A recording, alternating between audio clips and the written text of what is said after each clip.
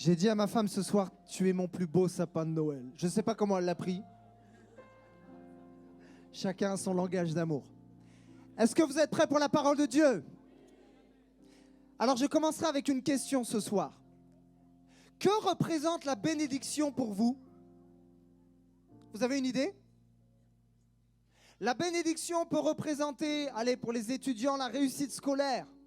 Pour certains, la réussite professionnelle, la provision. La bénédiction, peut-être que tu te dis, c'est la faveur de Dieu, c'est un mariage heureux. La bénédiction, c'est l'accomplissement d'une promesse. Et je crois que toutes ces choses ne sont pas fausses. Je crois que c'est vrai. Je crois que Dieu veut nous bénir. Je crois que Dieu est un Dieu qui aime, qui se plaît à bénir. Mais j'aimerais te poser une deuxième question. Est-ce que la bénédiction de Dieu ne serait pas réduite à ce que nous pensons être bon et juste? Parfois, nous avons perçu les bénédictions de Dieu comme des malédictions. Ce que Dieu appelait bénédiction, nous l'avons appelé malédiction. J'ai un ami pasteur qui appelle ça les bénédictions mal aimées. Et ce soir, on va parler d'une bénédiction, mais qu'on n'aime pas trop, parce qu'on ne la perçoit pas comme une bénédiction. Vous êtes prêts quand même, ça va aller? Le titre du message, c'est « Es-tu frustré d'attendre ?» On va parler de l'attente ce soir. La définition du mot « attendre », c'est rester en un lieu jusqu'à ce que quelqu'un arrive, que quelque chose soit prêt ou se produise. C'est compter sur la venue de quelqu'un, sur l'arrivée de quelque chose. C'est aussi compter sur une action de quelqu'un, sur le résultat de quelque chose. Laissez-moi vous dire ceci. On a tous déjà attendu. Et peut-être que tu es ce soir en train d'attendre quelque chose. On attend tous quelque chose ou on attend tous quelqu'un. Peut-être que tu t'attends à Dieu. Peut-être que tu t'attends à une personne en particulier. Et je méditais sur cela. On est capable d'avoir beaucoup d'attentes envers les autres, mais on est parfois moins capable de répondre aux attentes des autres envers nous. Je referme juste la parenthèse, je te laisse méditer sur ça. Peut-être que tu t'attends à un travail, tu as été licencié. Peut-être que tu es un étudiant, tu as eu ton diplôme et ça fait des mois que tu cherches un travail, mais tu cherches toujours, tu cherches et tu n'as toujours pas trouvé de travail. Tu es dans l'attente. Peut-être qu'il y a des célibataires, tu n'es pas obligé de lever la main, vraiment, on ne va pas t'afficher. Mais tu attends désespérément ton prince, ta princesse. C'est correct. Tu attends peut-être une réponse. Certains, vous êtes dans une saison que peut-être vous n'appréciez plus trop. Vous vous lassez de cette saison et tu dis à Dieu, si seulement Seigneur je pouvais rentrer dans cette nouvelle saison. On attend tous quelqu'un ou on attend tous quelque chose. J'aimerais qu'on mette le focus sur un peuple. Eux, ce sont les professionnels de l'attente. Vous vous doutez de qui je vais parler? Ce sont les Juifs. Non, vraiment, eux, ils ont fait fort en termes d'attente. Voyez-vous, pendant 400 ans, ils ont attendu un libérateur. Et Moïse est venu au bout de 400 ans. Ensuite, comme si ça ne suffisait pas, ils sont partis dans le désert. Dieu avait promis aux Israélites une terre promise, Canaan. Et combien de temps ils ont mis pour rentrer dans la terre? Il y en a, ils connaissent leur Bible? J'entends pas. 40 ans. 40 ans. C'est pas fini.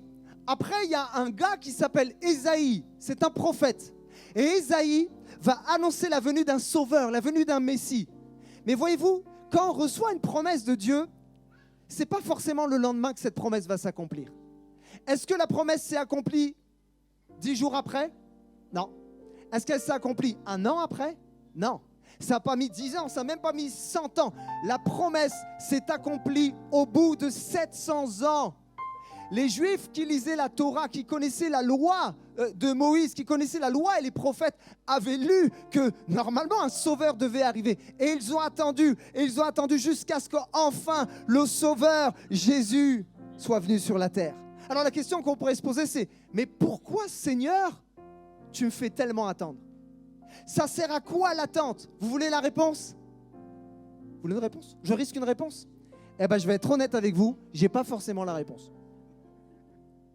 Mais je sais une chose, je sais que Dieu est juste et je sais, comme le dit l'Ecclésiaste, qu'il fait toutes choses bonnes en son temps, que quelqu'un dise Amen.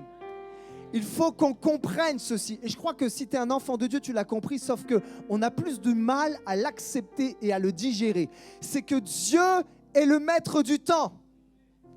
c'est pas mon verset préféré, celui qui dit dans Pierre que pour Dieu, un jour est comme 1000 ans. 1000 ans est comme un jour. C'est vraiment pas mon verset préféré. Parce que, en fait, c'est Dieu qui fixe les choses. Et Paul va le rappeler dans l'Épître aux Galates à partir du chapitre 4 au verset 4. Il dira ceci: mais quand le moment décidé par Dieu est arrivé, Dieu a envoyé son Fils. Il est né d'une femme et il a vécu sous la loi de Moïse. Il est venu pour rendre la liberté à ceux qui vivent sous la loi et pour faire de nous des enfants de Dieu. Avez-vous remarqué la première phrase du verset? Mais quand le moment décidé par qui? Par toi? Par moi? Non, le moment décidé. Une autre version dira le moment qui a été fixé par Dieu. Quand ce moment a été décidé par Dieu, alors Dieu a envoyé son Fils. Qu'est-ce que ce texte veut nous dire? Qu'est-ce que l'apôtre Paul veut nous rappeler? Et je crois que le Saint-Esprit veut nous rappeler ceci ce soir. Ce texte nous montre que moi, je ne suis pas au contrôle. Toi, tu n'es pas au contrôle. Dieu est au contrôle. Et en fait, malgré qu'Ésaïe ait prophétisé la venue d'un Messie, ce n'était pas à Ésaïe de fixer le temps, mais c'est Dieu qui a décidé du timing. On peut être honnête entre nous? Je crois qu'en tant qu'être humain, et même en tant que chrétien, on est souvent dans le contrôle. Vous savez pourquoi on aime contrôler? Parce que le contrôle va te faire croire que ça va te rassurer. Plus tu contrôles, plus je contrôle et plus je suis rassuré. Mais en fait, quelqu'un qui contrôle, c'est quelqu'un qui montre tout simplement qu'il a des peurs. Quelqu'un qui refuse de déléguer, quelqu'un qui refuse de s'abandonner, quelqu'un qui refuse de laisser Dieu être au contrôle, c'est finalement quelqu'un qui est rempli de peur. Vous savez pourquoi on a peur parfois? Vous voulez une réponse? Et je me parle à moi. Je crois que parfois, nous avons peur parce que nous ne croyons pas pleinement dans l'amour de Dieu envers nous. Nous ne croyons pas que l'amour de Dieu est suffisant. Et je vais vous le prouver. En fait, il y a un texte dans la Bible qui dit ceci: l'amour parfait bannit la crainte. Donc, si quelqu'un croit et vit l'amour de Dieu, en fait, c'est quelqu'un qui ne s'en fera plus pour son lendemain. Pourquoi? Parce que si tu crois que Dieu t'aime et qu'il est au contrôle, tu n'as pas besoin d'avoir peur de qu'est-ce qui va se passer demain. Tu n'as pas besoin d'avoir peur de « Est-ce que Seigneur, tu vas pourvoir ?» Seigneur, tu n'as pas besoin d'être recroquevillé sur toi-même. Tu n'as pas besoin d'essayer de contrôler pour te rassurer. Pourquoi? L'amour de Christ est suffisant et la Bible dit que l'amour parfait bannit la crainte. Est-ce qu'il y a des hommes et des femmes qui croient dans l'amour de Dieu? Amen. Pourquoi tu contrôles alors? Pourquoi on contrôle alors si on croit dans son amour? Waouh! Si on pouvait comprendre ceci. Lorsqu'on laisse Dieu être au contrôle, vous savez ce que ça produit en nous? La paix. C'est quoi Noël? C'est le prince de la paix qui vient sur la terre. Et le prince de la paix veut te dire ce soir, je ne sais pas quelle est ta situation. Je ne sais pas quels sont les défis que tu dois relever. Je ne sais pas les géants qui se dressent devant toi. Mais le prince de la paix te rappelle ceci. Laisse-moi être au contrôle. Parce que si tu me laisses être au contrôle, même si tu as l'impression que tu perds pied, je serai ta paix. Alléluia. J'aime cette citation du pasteur et de l'écrivain Luigi Giglio qui dira « Bien que Dieu vienne rarement à l'heure que nous fixons, il vient toujours au bon moment. » Je crois qu'un des plus grands défis de la vie chrétienne, c'est de faire confiance dans le timing de Dieu. Et lorsque tu marches dans ta vie de disciple de Jésus-Christ, il y a quelque chose à plusieurs reprises qui va être mis à l'épreuve. Vous savez ce que c'est cette chose? C'est notre patience.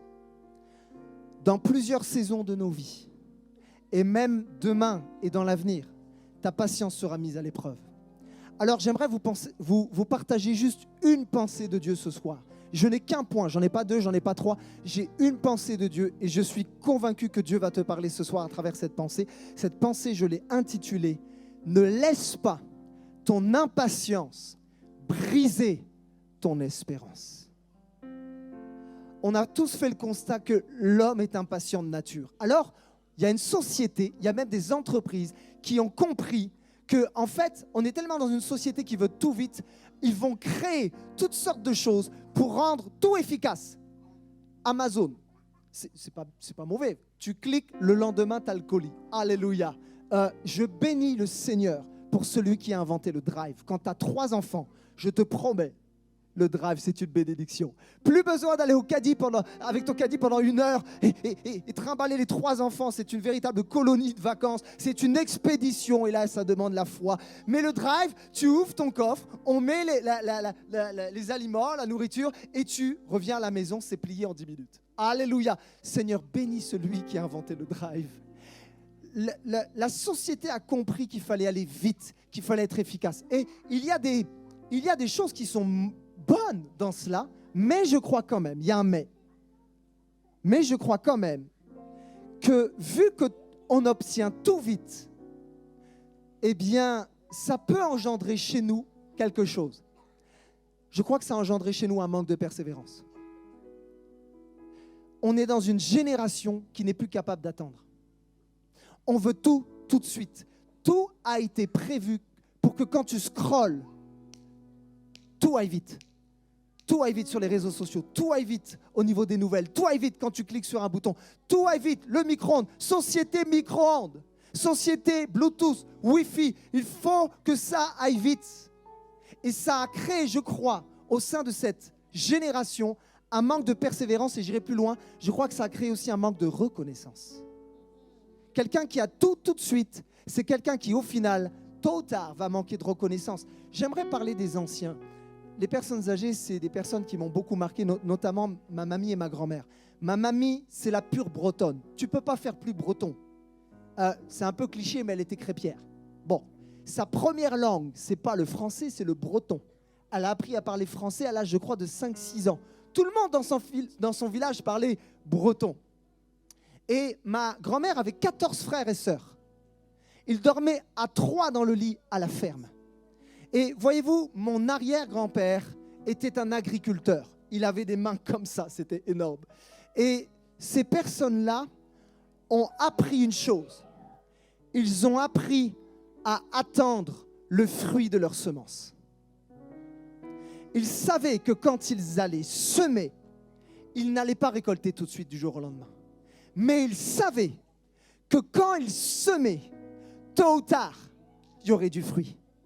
Tôt ou tard, même si ça prenait peut-être un peu plus de temps, ils savaient que la semence allait produire une récolte. J'aimerais parler à quelqu'un, tu sèmes dans la prière, tu sèmes, tu es consacré, tu sèmes dans la vie de tes enfants, mais peut-être que tu ne vois pas le fruit de cette semence, tu n'as pas récolté, et peut-être même dans la prière, tu t'es enfermé dans ta chambre en disant, Seigneur, c'est quand que je vais récolter, parce que là c'est long, Seigneur, c'est vraiment long, mais j'aimerais te dire que celui qui sème avec larmes récoltera avec chant d'allégresse, que quelqu'un dise Amen. C'est un principe spirituel, la Bible est la vérité et Dieu ne ment pas. Alléluia. Je crois en fait que la facilité, au final, ne nous rendra pas service sur le long terme.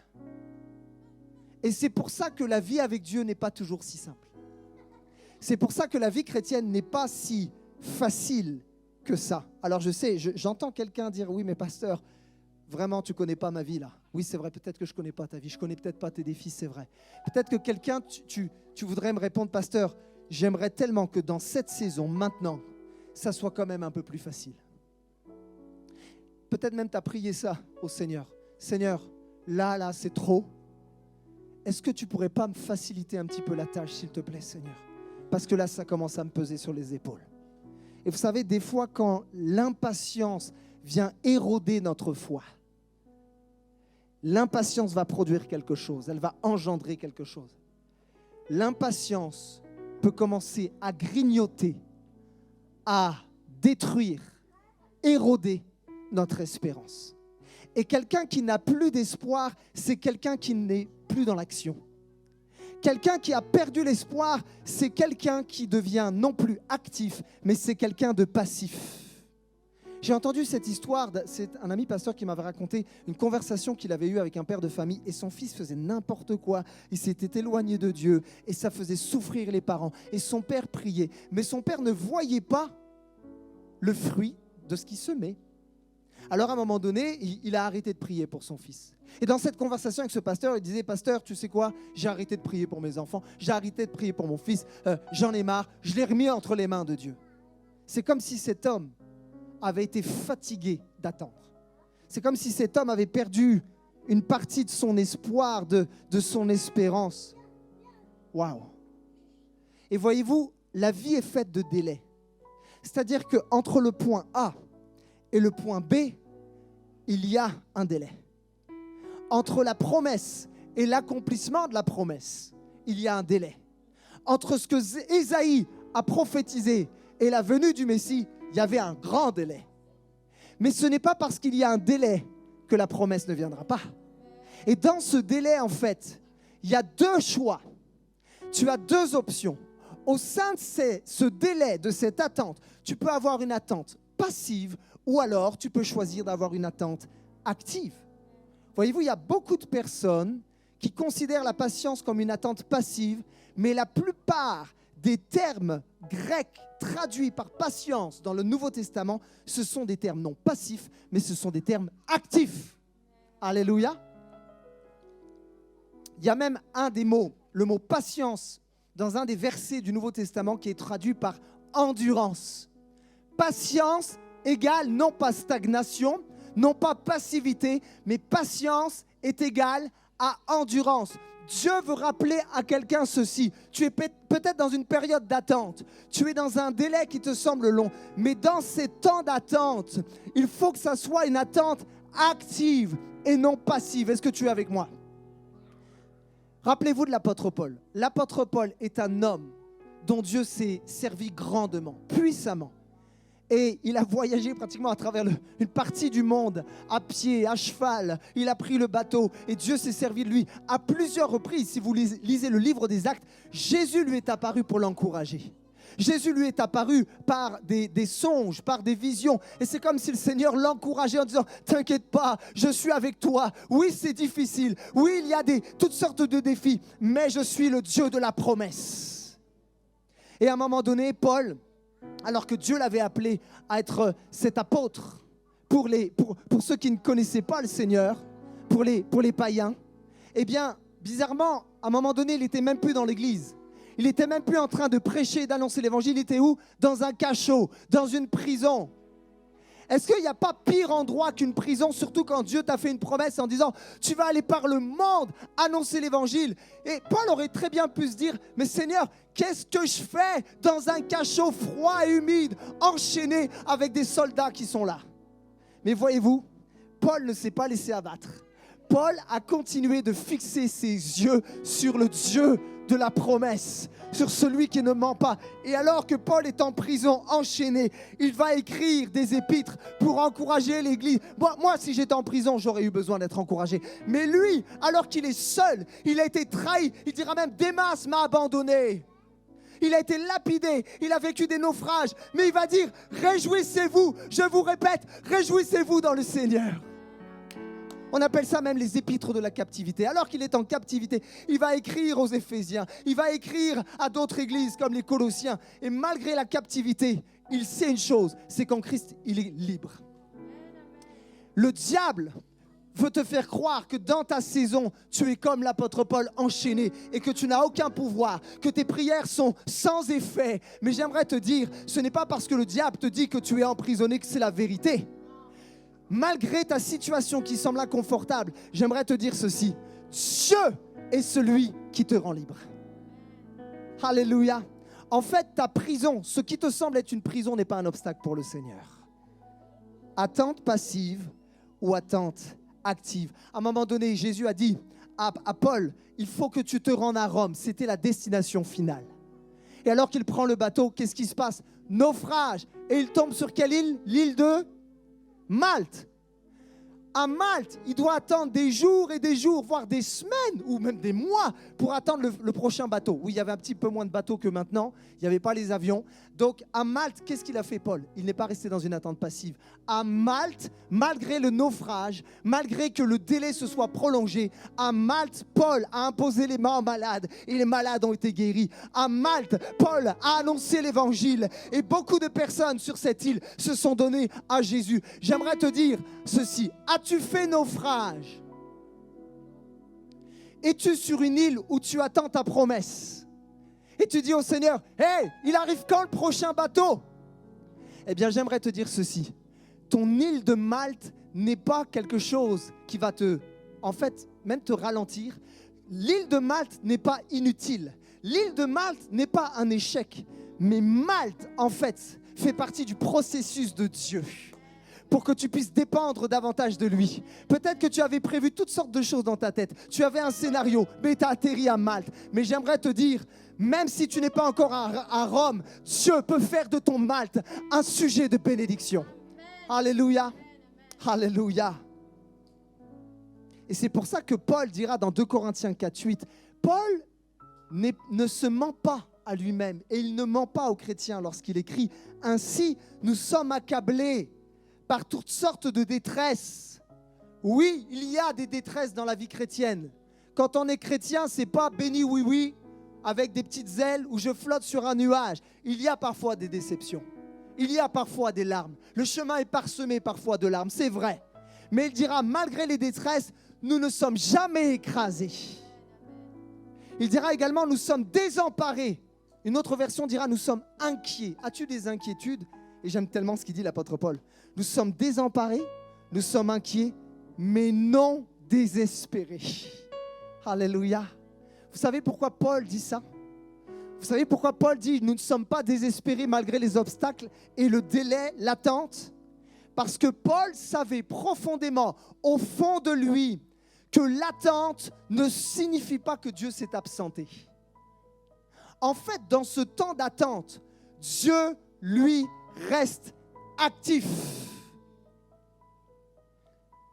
Ce n'est pas parce que tu attends que Dieu t'a lâché. Ce n'est pas parce que la promesse n'est pas encore venue que Dieu t'a lâché. Ce n'est pas parce que tu te sens seul que Dieu s'est éloigné de toi. Ce n'est pas parce que tu as perdu ton travail que Dieu t'a lâché. Peut-être que tu as subi un divorce, mais j'aimerais te dire, Dieu est toujours à tes côtés. Peut-être que tes enfants sont loin de Dieu, mais Dieu est toujours à tes côtés. Nous sommes désemparés, mais non désespérés, que quelqu'un dise Amen. Dieu est toujours là. L'attente ne signifie pas que Dieu s'est absenté.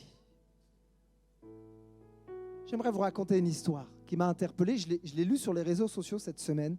Et cette histoire s'intitule « Le fils de tant de larmes ». Alors je vais vous lire cette histoire. C'est une histoire qui illustre bien le pouvoir de la prière pour sauver les perdus. Cette histoire remonte à 1600 ans environ. C'est une femme chrétienne qui s'appelait Monica et ses parents l'ont mariée à un païen. Alors évidemment, le mariage fut difficile à cause de la différence de croyance et ils eurent 3 enfants. 2 ont suivi Christ, mais un 3e abandonna la foi qui lui avait été enseignée dans son enfance. Lui-même racontera qu'il avait choisi la voie du monde et pendant des années, il a vécu avec une maîtresse et ils eurent un fils hors mariage. Un jour, au grand désespoir de sa mère, il se joignit à une secte. Monica, sa mère, pria pendant, écoutez ceci, 17 ans pour que son fils revienne à Christ et à l'Église. Quand il y pensera, il racontera que sa mère a arrosé la terre avec ses larmes qu'elle a versées pour lui. Elle a jeûné et prié, demandant à Dieu de sauver son fils. Un jour, elle est allée voir un ancien et avec larmes, elle lui a demandé comment ça se fait que mon fils continue à vivre dans le péché. Et l'ancien lui a répondu par des paroles qui sont devenues fameuses à travers les siècles. Ce n'est pas possible que le fils de tant de larmes périsse. Votre fils sera sauvé. Et cela fut ainsi. Il fallut encore quelques années de prières ferventes, mais finalement, le fils de Monica est venu à Christ. Vous savez de qui on parle? 1600 ans en arrière? On parle d'un homme, vous avez sûrement entendu parler de lui, qui s'appelle Augustin. Si je vous dis Augustin d'Hippone ou Saint-Augustin, ça vous dit quelque chose? On parle là d'un des pères de l'Église. Les pères de l'Église, c'était les théologiens du 1er siècle, des premiers siècles. Et Augustin compte parmi les plus grands théologiens chrétiens. Il est connu comme le théologien de la grâce. Et saviez-vous même que Augustin a eu une grande influence sur Luther, qui a été un réformateur au XVIe siècle. Et c'est ça qui a amené le protestantisme. N'est-ce pas incroyable? J'aimerais parler d'une maman qui arrose de ses prières, qui arrose de ses larmes. Peut-être ton lit, tu l'as arrosé de tes larmes. Peut-être que quand tu te lèves, il y a des larmes. Oh, c'est peut-être pour une autre situation. Tu arroses le lieu où tu es de larmes. Ou peut-être que tes larmes, elles sont juste à l'intérieur de toi. J'aimerais te dire ceci. De ces larmes qui sont tombées, il va germer quelque chose. Il va y avoir une semence. En fait, quelqu'un qui pleure dans la prière, ce n'est pas possible qu'il ne récolte pas. Amen ou pas amen? Cette maman a lutté pendant plus de 17 ans. Et ce qui est fou, c'est que 16 siècles plus tard, les livres de Saint Augustin, ses écrits sont encore imprimés. Il a encore un impact dans la vie des hommes et des femmes qui lisent ses écrits. Lui-même va raconter que ce sont les prières de sa maman qui l'ont ramené vers Jésus. Je crois qu'il n'y a rien de plus puissant que les prières d'une mère. Je n'avais pas prévu de raconter ça. Un jour, alors que je n'étais pas encore au Seigneur, je devais faire un deal avec de la drogue dans la rue. Et quelqu'un devait me donner de la drogue, on devait échanger des choses. Et ma mère, vous savez, les mamans sont sensibles à l'Esprit de Dieu. Et ma mère a été comme saisie par l'Esprit de Dieu. Et elle s'est enfermée dans sa chambre. Elle sentait qu'il fallait qu'elle intercède. Et elle s'est mise à chercher Dieu. Et en fait, Dieu lui avait révélé que c'était pour de la drogue. Et elle a dit comme ça, Seigneur, et ma mère, elle est toute petite, mais un peu nerveuse. Bon, je tiens d'elle. Bon. Et elle est là, Seigneur, je lis cette personne au nom de Jésus. Elle prie un peu comme ça des fois. Et elle serre les dents comme ça. Je refuse que l'ennemi prenne mon fils. Ce marchand de drogue ne viendra pas. Je le lis. Petite mais costaud dans la prière. Eh bien, figurez-vous, le gars qui devait me vendre la drogue n'est jamais venu. Les prières d'une mère, c'est tellement puissant. Est-ce qu'il y a des mamans dans la salle? Alléluia. Alléluia. Cette femme, cette mère n'a pas laissé l'impatience éroder sa foi. Elle a continué de semer, elle a continué de prier et elle n'a pas laissé l'ennemi détruire son espérance. Alors que j'ai bientôt terminé, alors que je préparais ce message, ça m'a fait penser à une parole dans Habakkuk. Habakkuk est un prophète. Et Habakkuk dira au chapitre 2 et à partir du verset 3, « Le moment n'est pas encore venu pour que cette révélation se réalise, mais elle se vérifiera en temps voulu. » As-tu reçu une révélation? As-tu reçu une promesse de Dieu? Et le prophète Habakkuk dira, « Attends avec confiance, même si cela paraît long, ce que j'annonce arrivera à coup sûr et à son heure. » J'aime cette version, la version parole de vie qui dit, « Les choses que je te fais voir arriveront, mais seulement au moment fixé. » Fixé par qui? Fixé par Dieu. Elles vont bientôt se réaliser. Ce n'est pas un mensonge. Que quelqu'un dise, regarde ton voisin et dis, ce n'est pas un mensonge. Non, je ne sens pas de conviction chez toi. Regarde-le droit dans les yeux. Ce n'est pas un mensonge. Alléluia. Ce n'est pas un mensonge. Attends avec confiance. Même si c'est long, oui, c'est sûr, elles arriveront sans retard. Alléluia. Rappelez-vous ceci, un des plus grands défis de la vie chrétienne, c'est la confiance dans le timing de Dieu. Et il va falloir que tu acceptes ceci pour l'année 2024 qui arrive. Et il va falloir que tu acceptes ça. Il va falloir que tu acceptes que les plans de Dieu colleront rarement avec ton agenda. L'homme a son agenda. On a tous un agenda.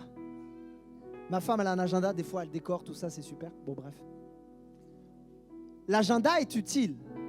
Mais j'aimerais vous dire ceci. Si l'homme a un agenda, Dieu a son agenda. Et l'agenda de Dieu colle rarement avec le nôtre. Mais il faut l'accepter. Il y a quelqu'un qui avait un agenda. Tout était écrit. C'est quelqu'un qui est dans la Bible. Cette personne avait tout prévu, tout préparé. elle s'est montée un scénario. Vous savez de qui je vais parler? On parle de Noël, donc on parle de qui? C'est qui la mère de Jésus? Marie avait tout préparé. C'était les fiançailles, c'était génial. Elle aimait Joseph et elle pensait mariage. Et elle s'est dit, mais après le mariage, je vais avoir des enfants, on va fonder un foyer, on va mettre la maison bien, cosy, tout ça. Elle avait monté son scénario. Sauf qu'un ange est venu et a bouleversé le planning de Marie en lui disant, ben écoute, tu vas tomber enceinte. Sauf que, imaginez le contexte, il n'y avait pas plus mauvais timing. Pourquoi? Voyez-vous, quand Dieu fait cette promesse à Marie, on pourrait s'arrêter juste au problème que Marie aurait pu avoir.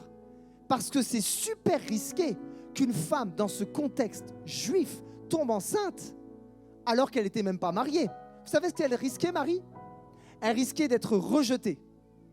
Elle risquait d'être blasphémée, blâmée, critiquée, pire. Elle risquait la lapidation. Pourquoi? Parce qu'à l'époque, lorsque en fait on commettait l'adultère, parce que les gens auraient pu croire, finalement, si elle n'a pas fait un bébé avec avec Joseph, puisque de toute façon elle était fiancée, donc à l'époque on n'habitait pas ensemble, ok? Eh bien, ça veut dire qu'elle l'a fait avec un autre. Logique. Donc, si c'est ça, eh bien, il faudra la traduire en justice et par la suite la lapider. Mais Joseph avait tellement d'amour pour elle qu'il a voulu même la répudier secrètement. Waouh! En fait, le rêve de Marie s'est transformé en cauchemar.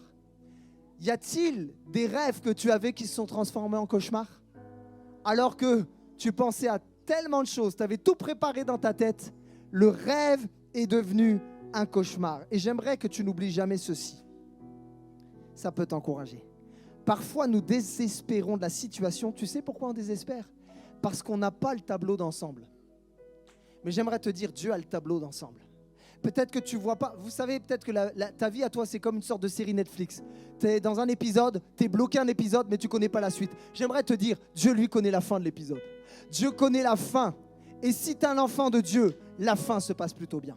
Alléluia. Alléluia. Dieu, lui, prend de la hauteur. Dieu a une vue d'ensemble sur ta situation. Et ce qui est extraordinaire, c'est que Marie ne s'est pas plainte, Marie ne s'est pas lamentée, mais Marie a donné cette réponse à l'ange. La Bible dira dans Luc 1,38, Marie dit, « Voici la servante du Seigneur, qu'il me soit fait selon ta parole. » Alors que j'appelle l'équipe de louanges, j'ai terminé. Qu'il me soit fait selon mes rêves, mes aspirations, mes convictions? Non. Seigneur, alors que l'année 2024 arrive, je suis comme bloqué entre le point A et le point B. Je parle à quelqu'un ce soir. Je suis bloqué entre la promesse et son accomplissement. Je suis entre les deux. Mais je sais une chose, c'est que si je te fais confiance, alors ça se passera bien. Alléluia. Est-ce que vous le croyez? Est-ce que Dieu vous parle ce soir? Ok, il n'y a pas beaucoup d'amen. J'ai prié pourtant pour ce message, j'ai préparé, mais ce n'est pas grave, je vais continuer. Je ne vais pas désespérer. Marie dit, voici la servante du Seigneur, qu'il me soit fait selon ta parole. En fait, oh, c'est tellement bon. Dieu voyait plus loin que ce que Marie voyait. Dieu ne voyait pas juste les problèmes que Marie pouvait avoir. Elle ne voyait pas peut-être les possibilités qu'elle se fasse lapider. Dieu, à travers ce contexte, voyait un sauveur qui allait donner sa vie pour le salut de l'humanité. Oh, j'aimerais parler à quelqu'un. Dieu ne voit pas seulement ton problème. Dieu connaît la solution. Dieu ne voit pas seulement ton impasse, mais il connaît l'issue. Que quelqu'un dise amen. Dieu ne voit pas seulement le mal que tu as subi, mais il voit le bien qui peut ressortir de cette situation. Est-ce qu'on peut acclamer Dieu dans ce lieu? Dieu a de la hauteur. Dieu voit plus loin. Alléluia. Alléluia. Alors, n'oublie jamais ceci. Si Dieu est au contrôle de ta vie, il y a de l'espoir. Amen. Et c'est pour ça que Paul dira, malgré toutes les galères qu'il a eues, il va écrire dans l'Épître aux Romains, chapitre 15, verset 13, Que le Dieu de l'espérance vous comble de toute joie et de sa paix par votre confiance en lui. Ainsi, votre cœur débordera d'espérance par la puissance du Saint-Esprit. Alléluia. Alléluia. J'ai terminé. Est-ce qu'on pourrait courber nos cœurs dans la présence de Dieu? Alléluia. Je sais que cette parole est pour plusieurs dans ce lieu. Et dans mes prières tout à l'heure, alors que je me préparais pour ce message, je disais au Seigneur, Seigneur, je prie que ce moment ne soit pas juste un petit moment sympathique, fun entre nous, une petite ambiance de Noël, puis après on va repartir à la maison. Je prie que ce moment soit un moment décisif, un moment où celui qui n'a plus d'espoir va retrouver l'espoir, un moment où celui qui pleure, Seigneur, va retrouver le réconfort en toi, un moment où celui qui est fatigué va être renouvelé, parce que lorsque nous nous confions en toi, alors nous retrouvons des forces. J'aimerais qu'on fasse cette prière ensemble. C'est comme un appel de Dieu pour cette future année qui arrive à grands pas. Seigneur, viens prendre le contrôle de ma vie. Je refuse de douter de ton amour, parce que l'amour parfait bannit la crainte. Je ne veux plus craindre le lendemain. Je ne veux pas craindre ce que mon patron pourra m'annoncer. Je ne veux pas craindre ce que mes collègues de travail pensent ou disent de moi. Je ne veux pas craindre ce que je vais devenir. Pourquoi? Parce que tu m'aimes. Si tu m'aimes, ça veut dire que tu es au contrôle de ma vie, et ça veut dire que tu veux le meilleur pour ma vie. Alors je veux lâcher le contrôle pour te laisser tout contrôler. Alléluia. Alléluia. Alléluia. Est-ce que juste tu pourrais lever tes mains maintenant et comme dire au Seigneur, Seigneur, viens, je veux retrouver l'espoir. Est-ce qu'il y a quelqu'un qui a besoin de retrouver l'espoir ce soir? Est-ce qu'on pourrait prier maintenant? Seigneur, renouvelle mon espérance. Que mon impatience ne brise pas mon espérance. Alléluia. J'aimerais te dire ceci. Jésus a été brisé pour que tu retrouves l'espérance. Donc, tu n'as pas besoin, en fait, que ton espérance soit brisée à nouveau, puisque Jésus a été brisé pour toi, à ta place, sur la croix. Par ce brisement, par sa mort, tu as la vie. Par ses meurtrissures, tu as la guérison. Alléluia. Alléluia. Seigneur, je prie que tu bénisses ton Église. Je prie que tu bénisses tous ceux, Seigneur, qui passent par un moment de délai et d'incompréhension. Je prie contre tout esprit de passivité, que ceux qui ont arrêté de prier se remettent à chercher ton cœur, Seigneur. Que ceux qui ont arrêté de se réjouir se remettent à se réjouir, Seigneur. Que ceux qui ont perdu le sourire retrouvent le sourire dans le nom de Jésus. Alléluia. Alléluia. Que ceux qui avaient des paroles de mort retrouvent des paroles de vie. Je le déclare dans le nom de Jésus. Et tout le monde dit Amen. Est-ce qu'on pourrait se lever dans la présence de Dieu? On va chanter un vieux cantique. Un vieux cantique qui dit « Parce qu'il vit, je n'ai rien à craindre ». C'est un cantique que j'aime beaucoup parce qu'il dit « Mes lendemains sont assurés ». Est-ce que tu crois qu'avec le Dieu de l'espérance, ton avenir est dans ses mains? Tu n'as rien à craindre. La Bible dit « Il a un avenir et de l'espérance, des projets de paix et non de malheur ». Est-ce qu'on peut chanter ensemble? Alléluia. Alléluia.